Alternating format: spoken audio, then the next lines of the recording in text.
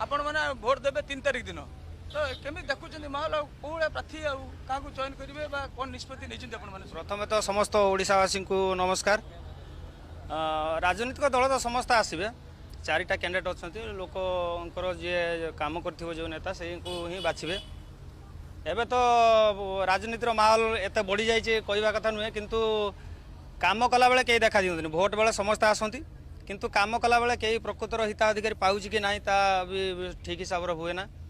आबे नेता जो मैंने भोट पाई जाऊँच से निर्वाचित होती से आउ सेकेंड थर आसिक देखा करूना लोक केमी अच्छा केमी चलुँच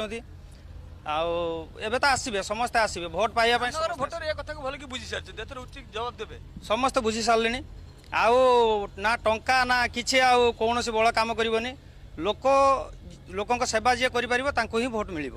ये अंचल गोविंदपुर अंचल प्रकृत में कौन विकास कौन सब विकास अटकी जाए हवा दरकार ये प्रतिश्रुति देती करना विकास तो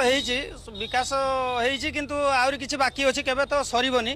सब बेले रही लगी रही कम केबे सरबनी किंतु तथापि मोर गोटे कहवा कथा ये मीडिया माध्यम समस्त नेता देखा कथा आसिक माने हिताधिकारी माने सठिक हिसाब से पाँच कि ना सेटा परवर्ती समय देखा कथा।